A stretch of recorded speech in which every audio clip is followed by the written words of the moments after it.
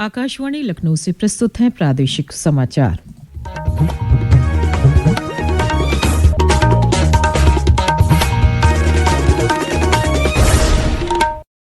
मुख्य समाचार। मुख्यमंत्री योगी आदित्यनाथ ने आज प्रयागराज में महाकुंभ को समर्पित आकाशवाणी के कुंभवाणी चैनल का किया शुभारंभ। कहा, ये चैनल गांव तक पहुंचाएगा महाकुंभ से संबंधित सूचनाएं। मुख्यमंत्री ने महाकुंभ मेला क्षेत्र में 5 एकड़ में स्थापित यूपी स्टेट पेविलियन का किया उद्घाटन। कलाकुंभ प्रदर्शनी का भी किया अवलोकन। मिल्कीपुर विधानसभा उपचुनाव के लिए नामांकन प्रक्रिया शुरू। 17 जनवरी तक भरे जा सकेंगे पर्चे। अयोध्या के श्री राम मंदिर में रामलला की प्राण प्रतिष्ठा की पहली वर्षगांठ पर कल से शुरू होगा 3 दिवसीय प्रतिष्ठा द्वादशी उत्सव। सोने और चांदी से कड़ी पीताम्बरी में दर्शन देंगे रामलला। और पर्यटन मंत्री जयवीर सिंह ने आज 3 दिवसीय गोरखपुर महोत्सव का किया शुभारंभ।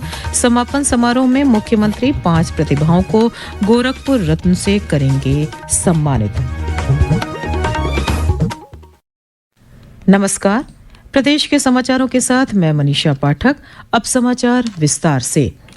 मुख्यमंत्री योगी आदित्यनाथ प्रयागराज दौरे के दूसरे दिन आज यहां कई कार्यक्रमों में सम्मिलित हुए। उन्होंने सर्किट हाउस में महाकुंभ 2025 के अवसर पर आकाशवाणी के कुंभवाणी चैनल का शुभारंभ किया। इस अवसर पर मुख्यमंत्री ने विश्वास व्यक्त किया कि कुंभवाणी चैनल न सिर्फ लोकप्रियता की नई ऊंचाई हासिल करेगा, बल्कि महाकुंभ को दूरदराज के उन गांवों तक भी ले जाएगा जहां लोग चाहकर भी यहां नहीं पहुंच पाते हैं। उन्होंने कहा कि आकाशवाणी का कुंभवाणी चैनल दूरदराज के क्षेत्रों तक महाकुंभ को लेकर सभी प्रासंगिक सूचना पहुंचाने का एक महत्वपूर्ण माध्यम बनेगा। एक अद्भुत क्षण है और उस अद्भुत क्षण का मौका प्रसार भारती ने कुंभवाणी के रूप में प्रस्तुत करने का प्रयास किया है। यदि पूरे दिन भर का प्रातः काल ब्रह्म मुहूर्त से लेकर के देर रात्रि तक न केवल कुंभ के कार्यक्रमों को आंखों देखा हाल के माध्यम से, बल्कि महाकुंभ के आयोजन के साथ जुड़े हुए हमारे धार्मिक उद्धरणों को भी, चाहे वह श्री रामचरितमानस के गायन का हो, श्रीमद् भगवत गीता का हो या अन्य वैदिक शास्त्रों का, पुराणों का, उपनिषदों के उन उद्धरणों को, महाकुंभ के इस रहस्य के बारे में, उसके धार्मिक, उसके आध्यात्मिक, उसके सांस्कृतिक और उसके सामाजिक और आर्थिक पहलुओं को भी ध्यान में रख करके इस आयोजन का साक्षी हम सबको दूर दराज के गांवों में, मुझे लगता है कि यह फैलाने का काम कुंभवाणी, आकाशवाणी और प्रसार भारती करेगी। श्री योगी ने कहा कि महाकुंभ जाति, पंथ और भेदभाव से परे है और ये एकता का संदेश फैलाता है। जो महाकुंभ है ये केवल एक आयोजन नहीं है, बल्कि गौरव और गर्व का एक महासमागम है। यहाँ न पंथ का भेद है, न जाति का भेद है। सभी पंथ और संप्रदाय एक साथ आस्था की डुबकी लगा करके प्रयागराज के माध्यम से सनातन गर्व के प्रतीक इस संदेश को पूरे देश और पूरी दुनिया तक लेके जाते हैं। इस अवसर पर मुख्यमंत्री द्वारा कुंभ मंगल धुन का भी शुभारंभ किया गया। आकाशवाणी का कुंभवाणी चैनल 26 फरवरी तक सुबह 5:55 से रात 10:05 तक महाकुंभ की हर गतिविधियों पर आधारित कई कार्यक्रम प्रसारित करेगा। इसके साथ ही अमृत स्नान की लाइव कमेंट्री भी प्रसारित की जाएगी। इस कार्यक्रम में सूचना एवं प्रसारण राज्य मंत्री डॉक्टर एल मुरुगन वर्चुअली शामिल हुए। उन्होंने इस रेडियो चैनल के शुभारंभ के लिए मुख्यमंत्री के प्रति आभार व्यक्त किया। इस अवसर पर प्रसार भारती के अध्यक्ष डॉक्टर नवनीत कुमार सहगल ने कहा कि प्रसार भारती ने दूरदर्शन और आकाशवाणी के जरिए महाकुंभ के सीधे प्रसारण के व्यापक प्रबंध किए हैं।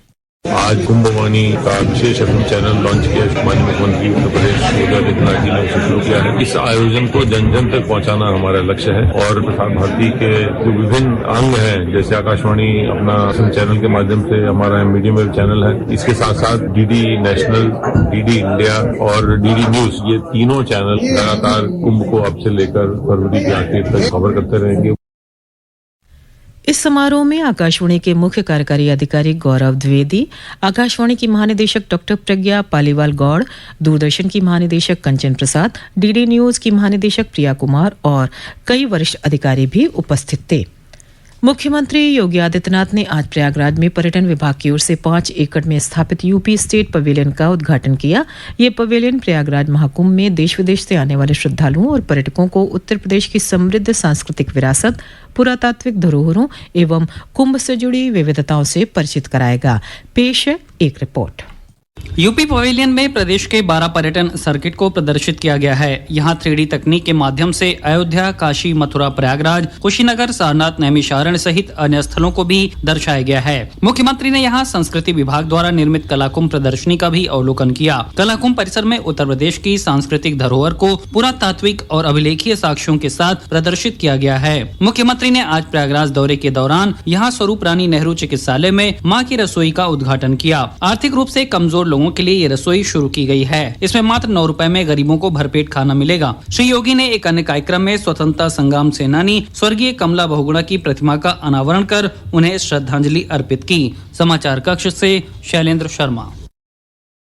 ये समाचार आप आकाशवाणी लखनऊ से सुन रहे हैं। ताज़ा समाचार जानने के लिए आप हमारी वेबसाइट newsonair.gov.in पर लॉगिन कर सकते हैं।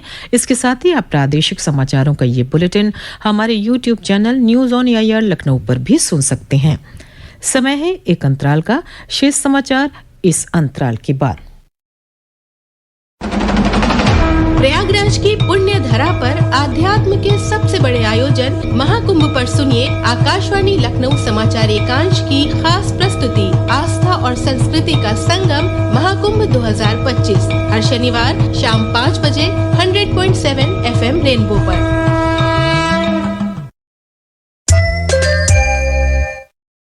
समाचारों में आपका फिर स्वागत है। अयोध्या के मिल्कीपुर विधानसभा उपचुनाव के लिए आज अधिसूचना जारी होने के साथ ही नामांकन की प्रक्रिया शुरू हो गई है। नामांकन प्रक्रिया 17 जनवरी तक चलेगी।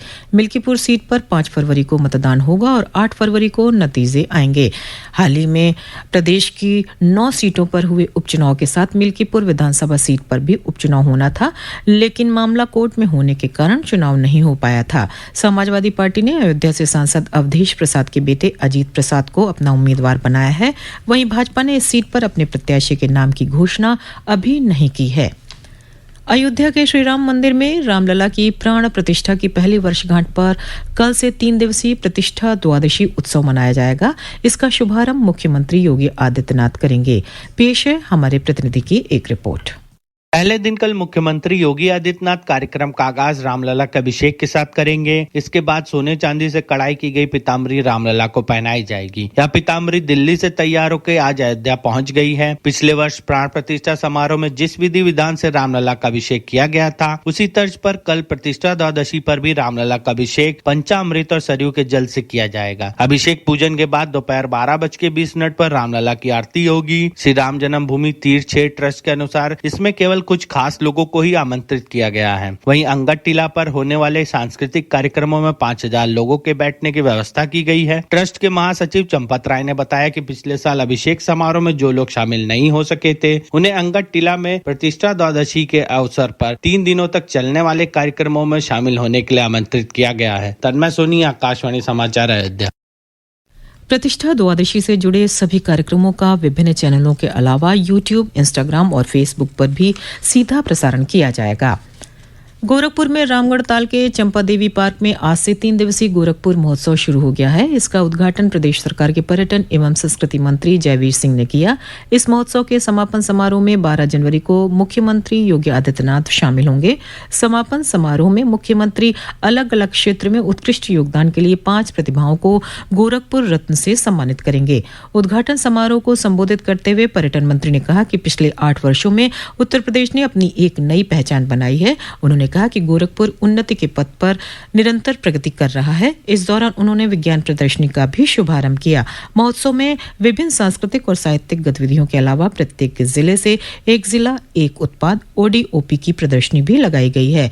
ये महोत्सव 12 जनवरी तक चलेगा, लेकिन इससे जुड़ा शिल्प मेला 16 जनवरी तक लगा रहेगा। पहाड़ों पर हो रही बर्फबारी के चलते प्रदेश के अधिकांश इलाकों में शीतलहर और कोहरे का असर अभी जारी है। हालांकि राजधानी लखनऊ और बदायूं सहित कुछ जनपदों में आज मौसम साफ रहा और धूप निकलने से लोगों ने राहत महसूस की। मौसम विभाग ने पश्चिमी विक्षोभ के चलते अगले 2 दिनों में पूर्वी और पश्चिमी उत्तर प्रदेश में हल्की बारिश और घने कोहरे का अनुमान जताया है। अंत में मुख्य समाचार एक बार फिर। मुख्यमंत्री योगी आदित्यनाथ ने आज प्रयागराज में महाकुंभ को समर्पित आकाशवाणी के कुंभवाणी चैनल का किया शुभारंभ। कहा, ये चैनल गांव तक पहुंचाएगा महाकुंभ से संबंधित सूचनाएं।